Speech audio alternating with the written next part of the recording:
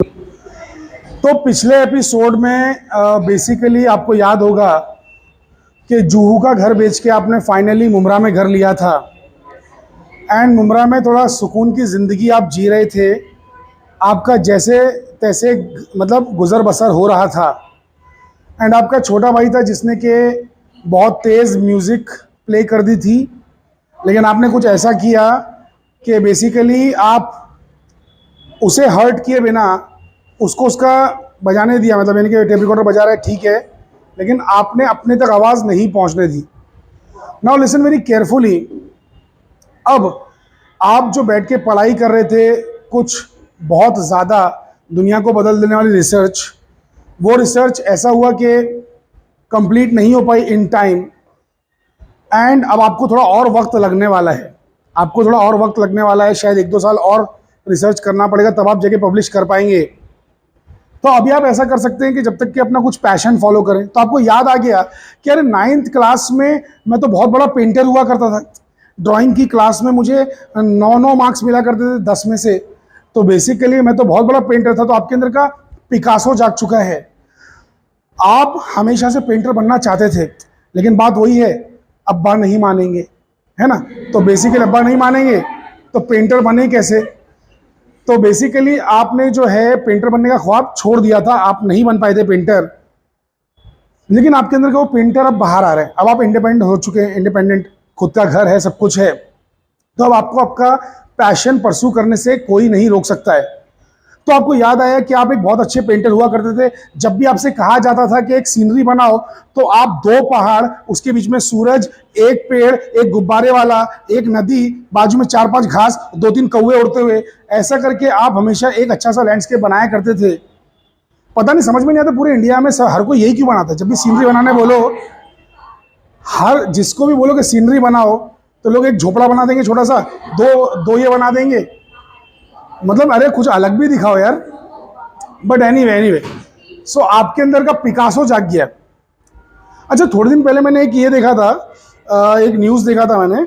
उसमें क्या हुआ था, एक आदमी ने आई थिंक कुछ ऐसा था, मतलब मुझे एग्जैक्टली याद नहीं आ रहा है, बट कुछ ऐसा था कि एक केला लिया, बनाना, और उसको दीवार पे ऐसा लटकाया, केले को मतलब दीवार पे लगाया, वो लगा दिया। डक्ट टेप होता है ना, जो मुंह पे नहीं, वो किडनैपर लोग बांधते हैं, मुंह पे टेप बांधते हैं, सिल्वर कलर का डक्ट टेप। तो एक बनाना लिया और उस पर से डक्ट टेप लगा दिया और 3 करोड़ की पेंटिंग भेज दी।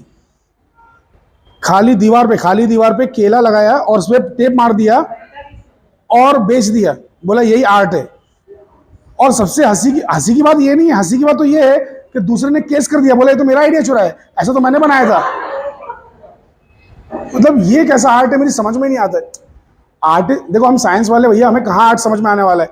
एक दिन तो ऐसा भी मैंने सुना था कि एक आर्टिस्ट ने क्या किया था कि जो कैनवस पे लोग जो पेंटिंग वेंटिंग बनाते हैं, पेंटिंग बनाते बनाते नहीं ऐसा कपड़े, मतलब कपड़े से पोंछते हैं ब्रश को, तो एक बंदा अपने ही शर्ट से पोछा करता था। तो बेसिकली पेंटिंग बना रहे, फिर ब्रश पोंछना है तो अपने कपड़े से पोंछ रहा है।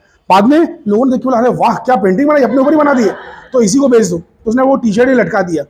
तो बेसिकली वो भी बिकी थी, काफ़ी महंगी बिकी थी। सो आर्टिस्ट लोग की बात भाई मेरे समझ में तो नहीं आती है, बट एनीवे, तो आप पेंटर बनना चाहते थे, तो अब आपको कोई बुला ही नहीं रहा है पेंटिंग करवाने के लिए। आप कोई आर्ट गैलरी में जा ही नहीं पा रहे हैं। आप सोच रहे हैं कि भाई मेरी पेंटिंग भी इधर काला घोड़ा पे मुंबई में जहांगीर आर्ट गैलरी में लगे, जो कि इंडिया की बहुत फेमस आर्ट गैलरी है। तो आपको कोई बुला नहीं रहा है। 2-3 साल गुजर गए, अब तो घर पे खाने पीने के भी लाले पड़ चुके हैं। आपको कैसे भी करके कोई पेंटिंग का जॉब चाहिए। तो आपको महाराष्ट्र कॉलेज से फोन आ गया कि आइए, जो 54 रूम नंबर क्लासरूम है उसको पेंट कीजिए। सो लिसन वेरी केयरफुली, बनना था आर्टिस्ट, बन गए खाली सब पेंट मारने वाले। कोई बात नहीं, शुरुआत के लिए ठीक है, तो इसी में कलाकारी दिखा देंगे, थोड़ा बहुत इस पर ही कुछ बना देंगे डिज़ाइन। तो आपने क्या किया कि आपने सामने की दीवार पर पेंटिंग बनाना स्टार्ट की।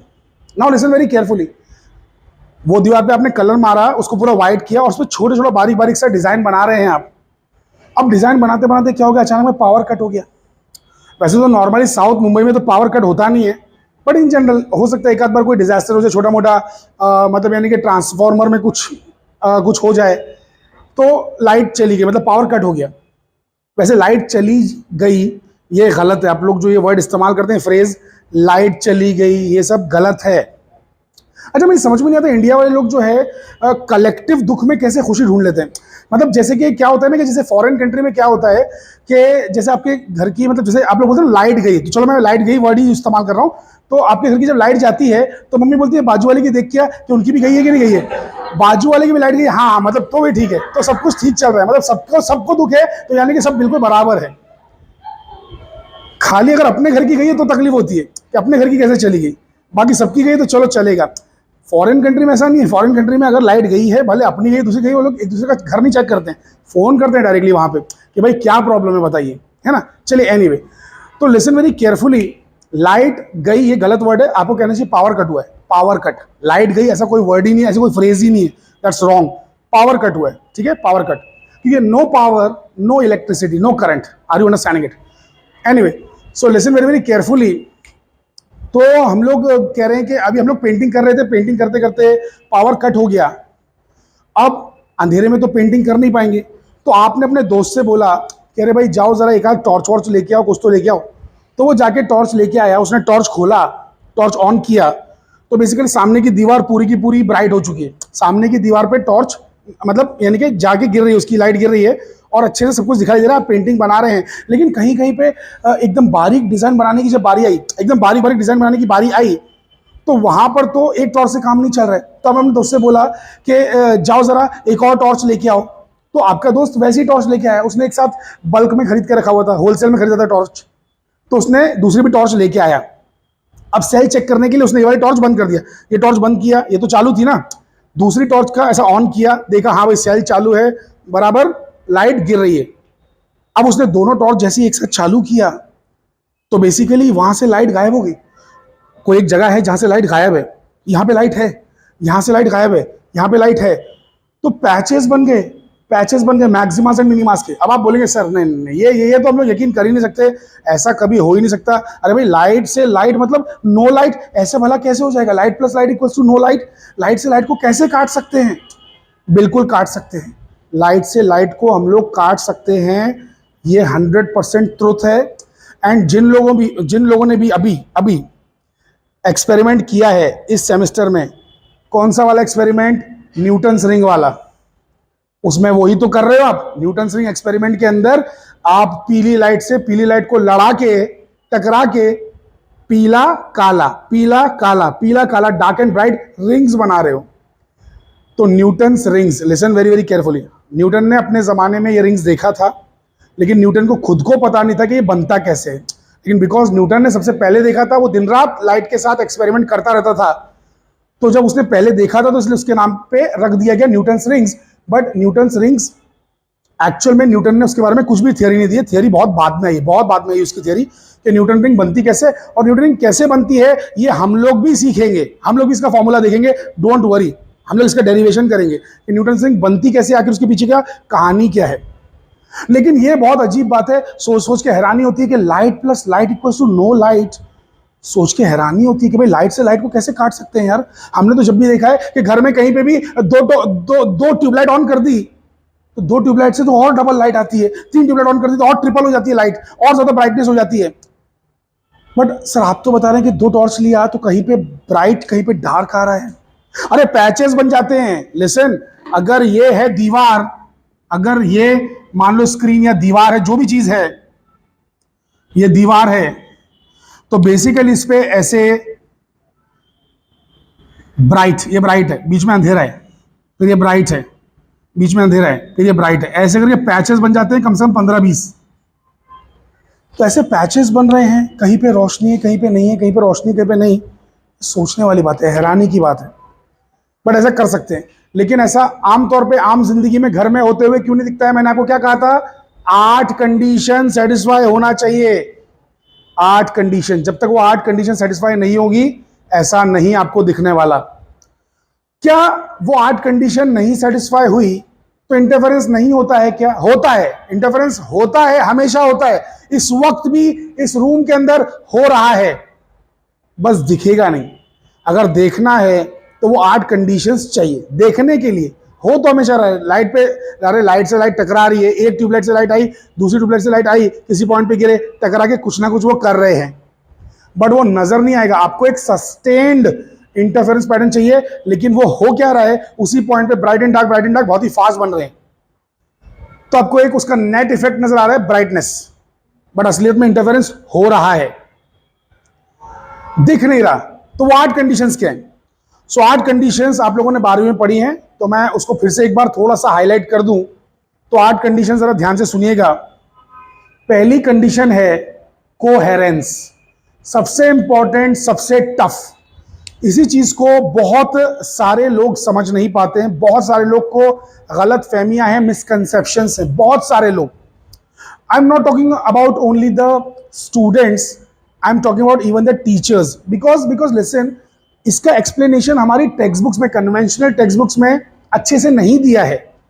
तो यहां पर कलेक्टिवली सभी की गलती है। तो जब टेक्स्ट बुक्स में भी नहीं होगा तो टीचर भी भला कहां से देखेंगे? और टीचर तो बनते आप ही लोगों में से एक है ना, आप ही लोग आगे जाके टीचर बन जाएंगे कोई। सो कहने का मतलब कि हम सबसे गलती होती है, बट मैंने कोशिश की इसे समझने की 4-5 सोर्सेस से। यूट्यूब पे जाके बहुत सारे वीडियोस देखे तो वहां पे भी बहुत मिस्टेक है। यूट्यूब पे बहुत सारे बड़े बड़े चैनल्स पे बड़े बड़े टीचर्स रॉन्ग पढ़ा रहे हैं। कोहेरेंस का मतलब बहुत जगह पे रॉन्ग पढ़ाया जा रहा है। Listen very very carefully. Coherence का मतलब हार्ड है, लेकिन मैं उसे कोशिश करूंगा कि जितना मैं मतलब जितना भी समझाऊं, भले बहुत ज्यादा अच्छे से ना समझाऊं, लेकिन जितना भी समझाऊं मैं आपको अच्छी तरीके से समझा पाऊं। सो लिसन, कोहेरेंस है क्या? सुनिए, आपने कोई भी अगर एक बल्ब लिया, उस बल्ब में से अगर आपने देखा, अगर आप देख सकते हैं लेट्स से कि आपके पास एक गॉड्स आई है और आप देख सकते हैं कि उसके अंदर से लाइट कैसे निकल रही है, तो आप ये देखेंगे कि एक बल्ब में से लेट्स से कि ऐसा कुछ निकल रहा है। मतलब पहले निकलता है क्रेस्ट, फिर निकलता है ट्रफ। ये पहली बार हुआ है, पहली बार। अगली बार सेकेंड टाइम मतलब देखो सुनो, जब वो कंटिन्यूस लाइट आउटपुट दिख रहा है कि लाइट आती जा रही आती जा रही है, इसी को स्लो करके पहले देखो, तोड़ के स्लो मोशन में देखो कि हो क्या रहा है। तो इसमें एक क्रेस्ट और एक ट्रफ आया। हो सकता है कि अगली बार ट्रफ पहले है फिर क्रेस्ट बाद में। अरे हो सकता है ना भाई। अरे ये जो बल्ब है, लिसन वेरी वेरी केयरफुली, ये बल्ब को ध्यान से देखिए, ये एक बल्ब है। तो इसमें हो सकता है कि पहले जो निकला वो क्रेस्ट निकला, फिर ट्रफ निकला। ये तो अभी हुआ, जस्ट अगले ही पल हो सकता है पहले ट्रफ निकले फिर क्रेस्ट निकले। अरे ऐसा होने से कौन रोकेगा? नेचर ने तो इसे अलाउ किया है ना। हर चीज इक्वली प्रोबेबल है कि पहले ट्रफ बन जाए, कि पहले क्रेस्ट बन जाए, कुछ भी बनेगा। तो आप कह नहीं सकते कि पहले निकलेगा क्या। तो मैं मान लेता हूं कि पहले निकला क्रेस्ट क्रेस्ट क्रेस्ट, फिर ट्रफ निकल गया अचानक में, फिर trough trough crest trough crest trough, कुछ भी निकल रहा है। मतलब कह नहीं सकते कि क्या निकलने वाला है कब। आप नहीं कह सकते कि क्या कब निकलने वाला है। अब सुनो, अब लाया मैं दो बल्ब लाया, तो इसका कभी भी कुछ भी निकलेगा, इसका कभी भी कुछ भी निकलेगा। अरे तो दोनों कोहेरेंट है ही नहीं। को वर्ड का इस्तेमाल कब होता है? जब चीजें साथ में होती हैं। कोहेरेंट का मतलब होता है perfectly synchronised in space and time. Space और टाइम में परफेक्टली सिंक्रोनाइज्ड होना चाहिए, साथ में चलना चाहिए, साथ में चीजें करना चाहिए। लेकिन यहां पे तो आप कह नहीं सकते ना, अरे हो सकता है इस बंदे का क्रस्ट निकल जाए, इस बंदे का ट्रफ निकल जाए, चलो वो भी चल जाएगा, अरे वो भी चल जाएगा। लेकिन हमेशा ऐसा निकले ना कि इसका क्रस्ट निकलता रहे, इसका ट्रफ निकलता रहे, तो भी इंटरफेरेंस मिलेगा। भले सेंट्रल मैक्सिमा ना मिले, लेकिन इंटरफेरेंस मिलेगा, बराबर दिखेगा भी। लेकिन होता क्या, क्रैश निकला, इसका ट्रफ निकल गया, फिर अगली बार दोनों का ट्रफ निकल गया, फिर दोनों का क्रैश निकल गया, फिर कभी क्रैश ट्रफ निकल रहा है। अरे तो उसी पॉइंट पे कभी ब्राइट भी बन रहा है, डार्क भी बन रहा है, ब्राइट भी बन रहा है, डार्क भी बन रहा है। एक सेकंड में 10 लाख बार हो रहा है। एक ही पॉइंट पर दीवार पे एक सेकंड में 10 लाख बार ब्राइट और डार्क। अरे तो भाई हमारी आंखें, हमारी बायोलॉजी यहाँ पे कमजोर पड़ जाते हैं, हमारी आंखें बेवकूफ बन जाती हैं, हमारा दिमाग बेवकूफ बन जाता है। लिसन वेरी केयरफुली, हमारी जो आंखें हैं उसका रिस्पॉन्स टाइम है 1/16 सेकेंड। इसे कहते हैं excuse me, persistence of vision.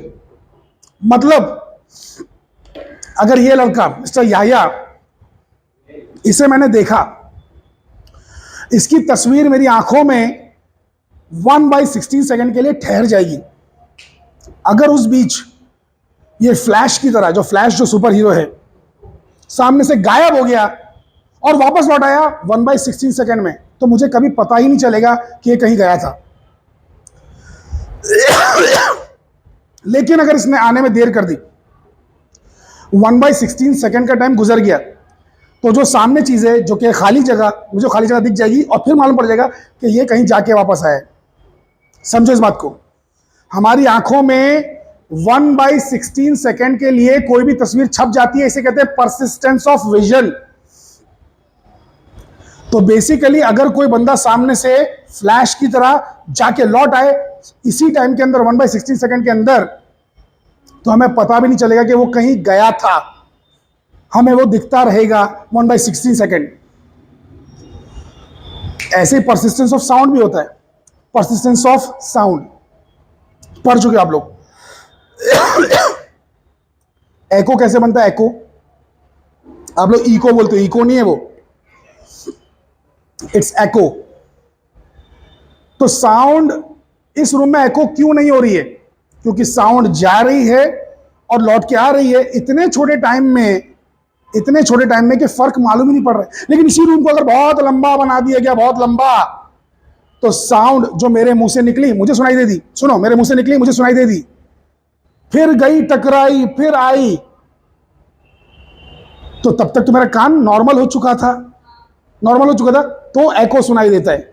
लेकिन यहां पे क्या हो रहा है? छोटा सा रूम है, साउंड निकला मेरे मुंह से, कान में सुनाई दिया, टकरा भी फटक से उसी टाइम में आ गया जिस टाइम तक मेरा परसिस्टेंस है, तब तक आ गया, तो एको नहीं सुनाई देगा। इसलिए कहा जाता है कम से कम 34 मीटर का गैप होना चाहिए। 34 मीटर टोटल, मतलब 17 मीटर जाने का, 17 मीटर आने का, कम से कम 34 मीटर का अगर ये हॉल होता, मतलब 34 मीटर का नहीं, 17 मीटर का, 17 मीटर लंबा हॉल होता, तो 34 मीटर मतलब 17 मीटर जाने का, 17 मीटर आने का, 34 मीटर कवर करती साउंड, तब मुझे एको सुनाई देता। क्योंकि एक आवाज मेरे मुंह से अभी निकली और फिर टकरा के वापस आई, तो दो आवाज आ गई, एको हो गया। समझ में आ रहा है? और अगर आपने कुछ ऐसा कर दिया, अगर आपने कुछ ऐसा कर दिया, 17 मीटर पे एक दीवार रखी, एक दीवार 34 मीटर पे रखी, एक दीवार और आगे रखी 51 पे, तो फिर 3 एको आएंगे। डायरेक्टली मुंह से आवाज निकली, सुनाई दिया, फिर एक जाएगा ऐसे टकरा के आएगा, वो सुनाई देगा। परसिस्टेंस ऑफ साउंड है, परसिस्टेंस ऑफ साउंड है। फिर दूसरा वाला आएगा, तब तक हट गया, कान से, कान साफ हो गया, वापस आ गया, फिर एक और से आ गया, तो 3-4 एको सुनाई देंगे। इसलिए जब आप वादियों के बीच में खड़े होकर, चट्टानों के बीच में खड़े होकर चिल्लाते हैं पूजा पूजा पूजा, 3-4 बार आवाज आती है। समझ में आ रहा है कि नहीं? Are you guys understanding it? वैसे परसिस्टेंस ऑफ साउंड का जो रिस्पॉन्स टाइम है, मतलब रिस्पॉन्स टाइम हमारे ईयर्स का वो 1/10 ऑफ अ सेकेंड है। 1/10, ये 1/16 है, वो 1/10 है। तो 1/10 सेकेंड तक हमारे कानों में आवाज छप जाती है। किसी ने कुछ बोला तो हमारे कानों में आवाज रह जाएगी 1/10 सेकेंड के लिए। तो बेसिकली अगर उससे पहले वापस साउंड आ गया तो आपको कुछ भी अलग सुनाई नहीं देगा। अरे खोपड़ी में बातें घुस रही भाई तुम्हारे के नहीं। अभी मैं पता नहीं लाइट से साउंड पे कहाँ पे आ गया। अभी मैं और भी पढ़ाने जा रहा था, अचानक में दिमाग में आ गया भाई हम लोग ऑप्टिक्स पढ़ रहे हैं, अकाउस्टिक्स नहीं। वरना मैं भी बोलने वाला था कि रिवर्बरेशन, खाली कमरे में ऐसी आवाजें क्यों आती है एंड ऑल। तो वो सब चीजें आप फ्यूचर में पढ़ेंगे, डोंट वरी, ये सब चीजों का भी लेक्चर बाद में ले लिया जाएगा। But let's come back to optics. So listen very very carefully. अरे अरे एक सेकेंड, वीडियो क्या है? वीडियो क्या है? वीडियो क्या है? अरे फोटोज से आपको उल्लू बनाया जा रहा है, फोटोज से आपको बेवकूफ बनाया जा रहा है। अरे लिसन वेरी केयरफुली। मेरे हाथ का इधर फोटो निकाला, इधर फोटो निकाला, इधर फोटो निकाला, इधर फोटो निकाला, इधर फोटो निकाला, ऐसे करके अगर आपने 16 से ज्यादा फोटो निकाल दिए, रुक तो नहीं जाना, ये चल रहा है ना,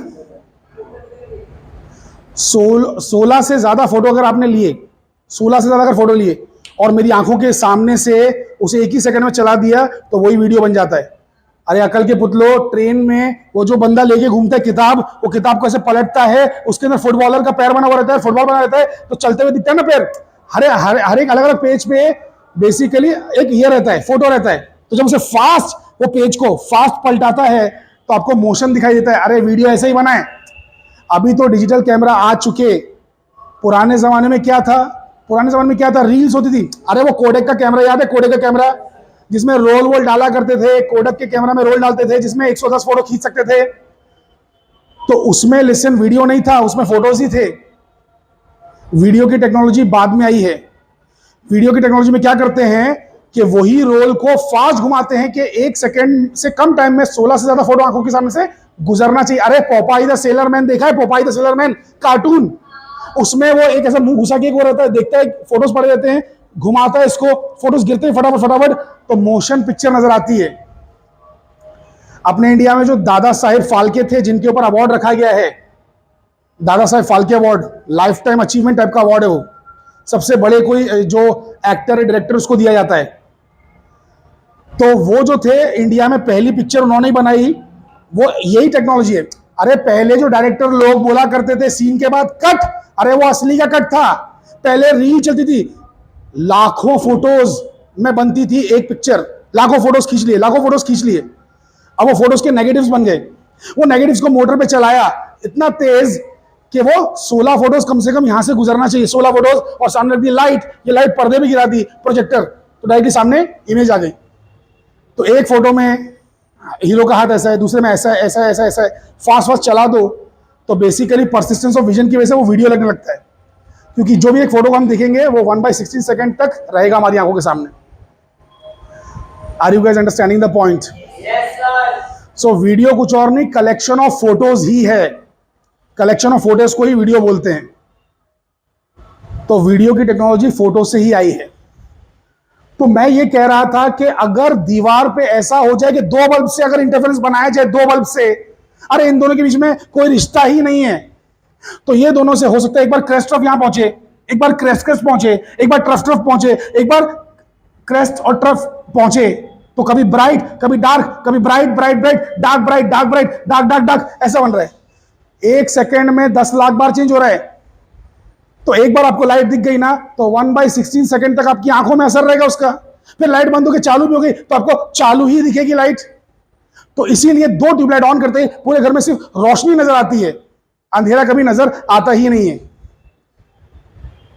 तो आपको कुछ ऐसा चाहिए, आपको कुछ ऐसा चाहिए कि जो कोहेरेंट हो, कि जिसमें हमेशा सब कुछ जो भी हो रहा है साथ में हो। क्रेस्ट निकले तो साथ में, ट्रफ निकले तो साथ में। तो यही तो चीज आज से 200 साल पहले समझ में आ गई थी थॉमस यंग को। थॉमस यंग सन 1800 में थॉमस यंग ने जिंदगी में पहली बार, इस पूरी दुनिया में पहली बार एक्सपेरिमेंट करके दिखाया कोहेरेंट सोर्सेज से, और लाइट का इंटरफेरेंस करा के दिखाया। लाइट का इंटरफेरेंस इससे पहले कभी नहीं हो पा रहा था। रीजन यही था कि लोग 2 बल्ब यूज कर रहे थे। 2 बल्ब से कभी जिंदगी में कुछ भी कर लो आपको इंटरफेरेंस नहीं मिलेगा। ये मत सोच लेना कि नहीं नहीं सर 2 बल्ब रहेंगे, उसको मैं स्विचेस लगा दूंगा और दोनों स्विच को चालू कर दूंगा साथ में तो ऐसा हो जाएगा। अरे कोई फायदा नहीं है, कुछ नहीं होने वाला है। 2 बल्ब साथ में चालू भी हुए तो आप प्रेडिक्ट कर ही नहीं सकते कि कौन सा पहले क्या फेंकेगा। लेकिन अगर आपने एक ही बल्ब लिया, एक बल्ब के सामने कार्डबोर्ड रखा, कार्डबोर्ड में 2 दरवाजे बना दिए, एक ही बल्ब लिया, बल्ब के सामने कार्डबोर्ड रखा, कार्डबोर्ड में 2 दरवाजे बना दिए, लिसन वेरी केयरफुली, 2 प्लेट्स बना दिए, 2 ब्लेड से आपने पतला पतला स्लिट बना दिया, तो एक बल्ब खुद के साथ तो कोहेरेंट है ना। इसमें से जो भी निकला दोनों में से पास होगा। क्रैश गया दोनों में से गया, टफ गया दोनों में से गया। तो फिर जब वो टकराएंगे तो ब्राइट डार्क बना सकते हैं। एग्जैक्टली सामने जाएंगे तो ब्राइट बना देंगे, थोड़ा इधर उधर जाएंगे, इधर उधर जाने वाले हैं भाई। लाइट वेव है, लाइट रे नहीं है कि चुपचाप खाली वो 2 स्लिट में से चुपचाप सीधे सीधे निकल गई। गलत गलत गलत। लाइट जाते ही डिफ्रैक्ट होगी, रिफ्रैक्शन नहीं बोल रहा हूं मैं, डिफ्रैक्शन। लाइट जाएगी, टकराएगी, जैसे 2 स्लिट से फैल जाएगी। तो जो यहां गई है वो ब्राइट बनाएगी, जो वहां गई है लाइट, हो सकता है डार्क, जरूरी नहीं है, depends, but let's say dark, फिर यहां गई ब्राइट, यहां गई डार्क, ऐसे करके पैच बनेगा क्योंकि डिस्टेंस अलग अलग है। लेकिन यहां तो साथ में निकला ना, ये बहुत जरूरी है। Coherence is very very important condition. Coherence is of utmost importance. Coherence ही नहीं कर पा रहे थे लोग, समझ नहीं पा रहे थे कि भैया 2 बल्ब लिया, साथ में चालू किया। अरे आप तो ये कह रहे हो कि मैं 2 स्विच चालू करूंगा। अबे लोगों ने सिंगल स्विच भी लगा के देखा, दोनों बल्ब को एक ही स्विच से लगा दिया, एक ही को चालू किया, फिर भी दोनों कभी कोहेरेंट नहीं है, इंटरफेरेंस पैटर्न देखने को नहीं मिलता है। तो आपको 2 बल्ब यूज ही नहीं करना है, एक ही बल्ब लेना है, 2 पार्ट में तोड़ देना है। कैसे तोड़ना है? सामने रख दो कार्डबोर्ड और बना दो स्लिट। इसीलिए उसके सन 1800 के बाद से जब भी हमें कार्डबोर्ड नजर आता है और कार्डबोर्ड में 2 लाइन नजर आती है, हम उसे स्लिट नहीं कहते, यंग्स डबल स्लिट कहते हैं। यंग्स डबल स्लिट, इसका नाम हमेशा हमेशा के लिए पड़ चुका है, यंग्स डबल स्लिट। क्योंकि ये दिमाग इसी ने लगाया, इतनी बेसिक चीज की, लेकिन हमेशा के लिए अमर हो गया। क्योंकि ये समझ पाया कि वजह क्या है कि लाइट का इंटरफेरेंस कभी नजर नहीं आता है। इसे समझ में आ गया कि दो सोर्सेस कभी कोहेरेंट हो ही नहीं सकते, एक ही सोर्स को दो पार्ट में तोड़ना जरूरी है। तो पहला तो हो गया कोहेरेंस, दूसरा हो गया मोनोक्रोमैटिक। मोनोक्रोमैटिक मतलब सिंगल कलर वाला। ये सब मैंने 12वीं के लेक्चर में पूरा डिटेल में एक्सप्लेन किया है, ये सब आपको मैं यहाँ एक्सप्लेन नहीं करने वाला हूँ, खाली मैं नाम बता दे रहा हूँ कंडीशंस का। ये वाला जानना जरूरी था इसलिए बता दिया, बाकी सिर्फ नाम बता रहा हूँ।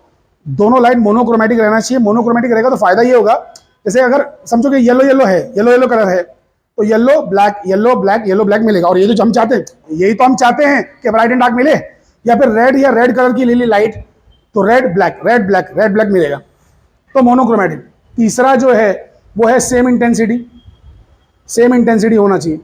अगर सेम ब्राइटनेस नहीं हुई तो ऐड होने में तो टेंशन नहीं है, 2 + 1 3, लेकिन सब्ट्रैक्ट होने में प्रॉब्लम है। 2 - 1 is 1, नॉट 0। 0 नहीं है, 2 - 1 is 1। तो लाइट मर नहीं रही, तो ब्राइट है लेकिन डार्क डार्क नहीं है, डार्क कम ब्राइट है, ऐसा नहीं चाहिए। अच्छा कॉन्ट्रास्ट रेशियो चाहिए, तो सेम इंटेंसिटी होना चाहिए। तो फिर पूरी तरीके से जो क्रेस्ट रहेगा, पूरे तरीके से जो ट्रफ है उसको कैंसिल करेगा। ऐड होने में टेंशन नहीं है, अरे एक बड़ा छोटा रहा चलेगा, अरे 2 + 1 3 बन जाएगा, लेकिन 2 - 1 0 नहीं होता ना, तो सेम इंटेंसिटी चाहिए। सेम स्टेट ऑफ पोलराइजेशन, तो ये सब चीजें मैंने 12वीं के लेक्चर में डाल दी है पूरी डिटेल में, तो यहाँ पे कुछ टेंशन लेने की जरूरत नहीं है, सिर्फ नाम याद रखो। सेम स्टेट ऑफ पोलराइजेशन होना चाहिए। स्लिट्स एकदम बारीक होना चाहिए। Slits must be very very narrow, तो स्लिट्स एकदम बारीक होना चाहिए। स्लिट्स नैरो बहुत इंपॉर्टेंट है, स्लिट्स बारीक होना चाहिए। स्लिट्स के बीच का गैप बहुत कम होना चाहिए। Slits as close as possible, जितना नजदीक रहेंगे स्लिट्स उतना बेहतर पैटर्न मिलता है। 7वीं कंडीशन है, समझो, coherence, monochromatic, same intensity, polarisation, slits narrow, slits as close as possible. Screen far away, screen थोड़ा दूर रहेगी तो थोड़ा बड़ा बड़ा मोटा मोटा दिखेगा। स्क्रीन फार अवे, जैसा प्रोजेक्टर में होता है, प्रोजेक्टर का मुंह इधर ही घुसा दोगे तो दूसरी पिक्चर बनेगी, थोड़ा दूर लेगा तो बड़ा पिक्चर बनेगा। तो screen far away, and the 2 interfering light waves must travel in the same direction, या सेम पॉइंट की तरफ जाना चाहिए। तो travel towards same point, travel towards same point. तो ये 8वीं कंडीशन है। तो ऐसी 8 कंडीशन है ना, हर बार सेटिस्फाई नहीं हो पाती, और सबसे खास करके है ना, बाकी सब कंडीशन सेटिस्फाई हो भी जाए तो कोहेरेंस वाली नहीं हो पाती है। ये कोहेरेंस बड़ा जरूरी है। एक ही सोर्स 2 टुकड़े में टूटेगा तो ही कुछ काम हो पाएगा। अच्छा, जिंदगी में रियल लाइफ में आपने कभी इंटरफेरेंस देखा है? यस, सभी ने देखा है, सभी ने देखा है। इस वीडियो के आखिर में मैं अटैच भी करने वाला हूँ वीडियो, आप सभी ने देखा है। याद कीजिए बचपन के वो 4 दिन, बचपन की वो यादें, जब आप लोग स्कूल बस का इंतजार किया करते थे सावन के महीने में, और बेसिकली रोड पर कहीं पर इंजन ऑयल पड़ा हुआ होता था, तो उस इंजन ऑयल में कुछ रंग नजर आते थे। आप कहते थे दोस्त से, ए देख देख रेनबो, देख रेनबो। तो बेसिकली वो जो है वो रेनबो नहीं है, उसमें कभी भी 7 कलर्स नजर नहीं आते, उसमें कभी भी 3 4 5 कलर्स नजर आते हैं। वो है polychromatic interference of light due to thin oil films, ये उसका नाम है। It is not monochromatic interference, ये कलर वाला इंटरफेरेंस है, तो इसका नाम है polychromatic interference of light due to thin oil films. So तो वो जो इंटरफेरेंस है वही हम लोग पढ़ने वाले हैं, वही हमारे लेवल का है। ये तो बच्चों के लेवल का, ये तो 12th में हो चुका है। वो इंटरफेरेंस कैसे होता है, कलर्स कैसे अपीयर होते हैं, वो हम पढ़ने वाले। उसमें कभी जिंदगी में आपको 7 कलर्स नजर नहीं आएंगे। It's not a rainbow. Rainbow भाई ऐसे नहीं दिखती रास्ते पे। रेनबो देखने के लिए बहुत सारी कंडीशन चाहिए, जैसे कि सूरज होना चाहिए पीछे, बारिश होना चाहिए सामने, सुबह या शाम का टाइम होना चाहिए, सुबह या शाम का टाइम आपकी पीठ सूरज की तरफ होना चाहिए, फिर जहां पे आपकी परछाई बन रही है उस परछाई से आपकी नजर 42 डिग्री ऊपर होना चाहिए। ये सारी चीजें होने के बाद जगह आपको रेनबो नजर आएगा। सो रेनबो दिखना इतना आसान काम नहीं है। बल्कि वो रेनबो तो बो भी नहीं है। बो का मतलब होता है धनुष आधा, वो बो है ही नहीं। It's a circle, complete circle. जितना आप ऊंचे ऊंचे पहाड़ पे जाएंगे उतना उसका पार्ट दिखता जाएगा। प्लेन में जाएंगे तो पूरा सर्कल दिखता है, प्लेन से पूरा सर्कल दिखता है। It's not a rainbow, it's not a बो। समझ में आ रहा है? धनुष नहीं है वो। एनीवे, तो बेसिकली हमारी कहानी शुरू हुई थी जुहू से, और आके फाइनली महाराष्ट्र कॉलेज के एक रूम में खत्म हुई है, जहां पे आप पेंटर बन के आपने कुछ कारीगरी दिखाई। तो इसके आगे जो हम इंटरफेरेंस पढ़ेंगे, लिसन, इसके आगे जो इंटरफेरेंस पढ़ेंगे वो इंटरफेरेंस होगा पॉलीक्रोमैटिक वाला। अब तक हमने मोनोक्रोमैटिक इंटरफेरेंस के बारे में पढ़ा, हम पढ़ेंगे पॉलीक्रोमेटिक इंटरफेरेंस, जो कि actual first year BSc level का पार्ट है। लास्ट टाइम हमने कंडीशंस भी स्टैब्लिश की थी ना, S2P माइनस S1P, याद आ रहा है? तो वो याद रखना जरूर। S2P माइनस S1P अगर हो गया 2n लैम्डा बाई 2 तो मिलता है ब्राइट, और डार्क के लिए कितना मिलता है? 2n minus 1 lambda by 2। याद आ रहा है? ये याद रखना, ये याद रखना, क्योंकि पॉलीक्रोमेटिक इंटरफेरेंस में ये थोड़ा सा बदलेगा, थोड़ा सा बदलेगा। तो अगर आपको यही पता नहीं है तो क्या बदल रहा है, क्या चेंज हो रहा है, वो आपको समझ में नहीं आएगा। तो ब्राइट के लिए 2n लैम्डा बाई 2 और डार्क के लिए 2n माइनस 1 लैम्डा बाई 2, ये बात याद रखिए। फिर हम लोग जब वो पढ़ेंगे तो उसमें जो मॉडिफिकेशंस हैं वो आपको समझ में आने लगेंगे। So don't miss those lectures. Okay, so we will stop here. Thank you very much everyone.